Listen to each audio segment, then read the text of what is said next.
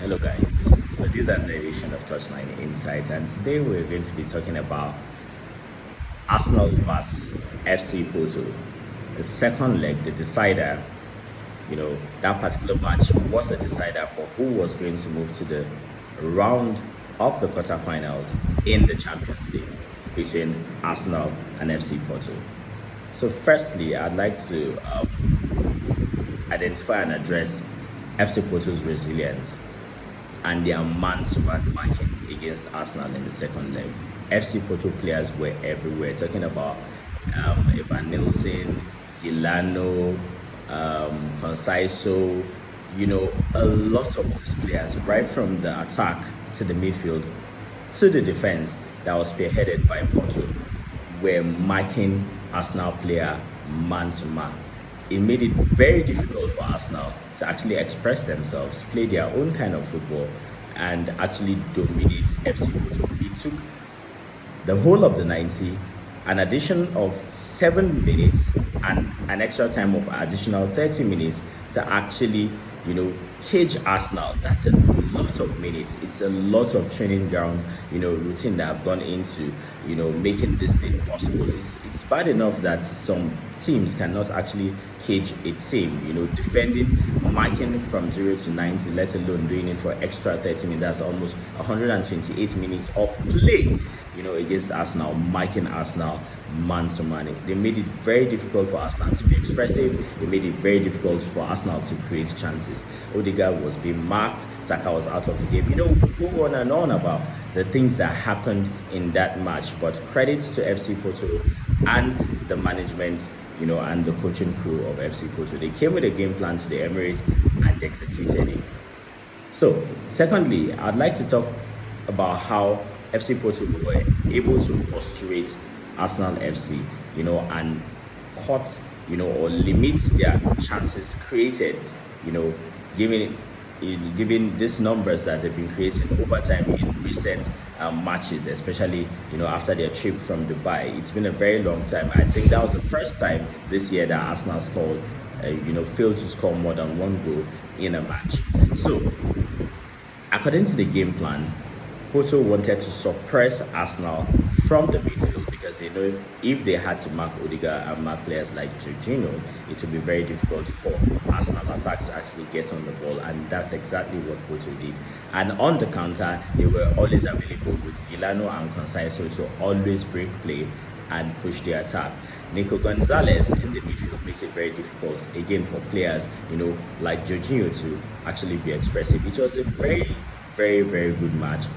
Bar the fact that Arsenal FC didn't actually play their best match yesterday, but FC Porto were ready to, let Arsenal players know that the Champions League is a different ball game, and they were ready, to meet them on every level.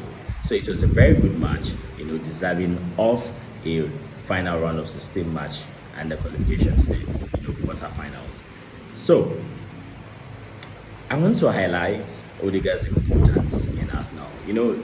Arsenal team is a team of numerous players. The team is actually not. There's this philosophy that Arteta has. He doesn't want people to look at that Arsenal team and think there's one particular player that is a star or the team is built around one person.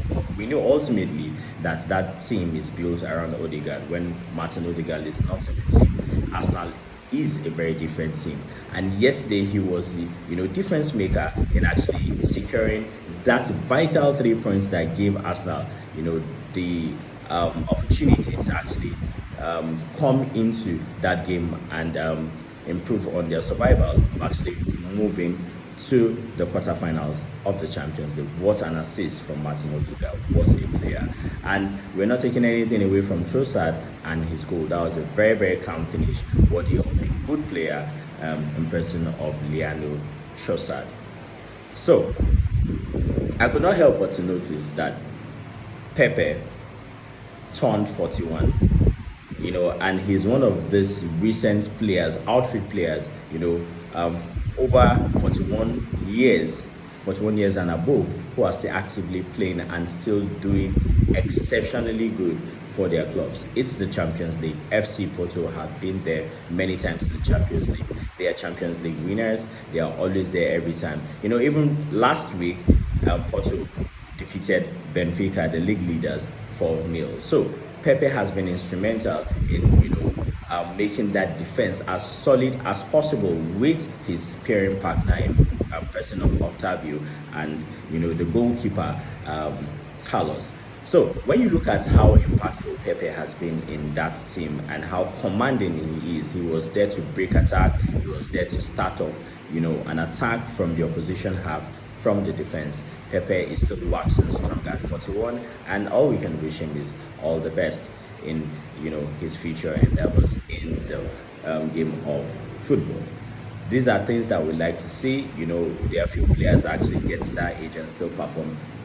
As Pepe is still performing at this level. So, Arsenal fans, which team would you like to be paired with in the quarterfinals? Come into the comment section and tell us which team you'd like to be paired with in the Champions League. And I would like to hear your opinion on how far you think Arsenal can actually go in the Champions League. The stage are getting tougher, and the matches are getting tougher. So these are where experience, resilience, patience, and endurance are going to count. Arsenal are the league leaders going into the international break. They've added one more step, in ensuring that they make their name and a statement in the Champions League by moving to the quarterfinals, which is a very big step.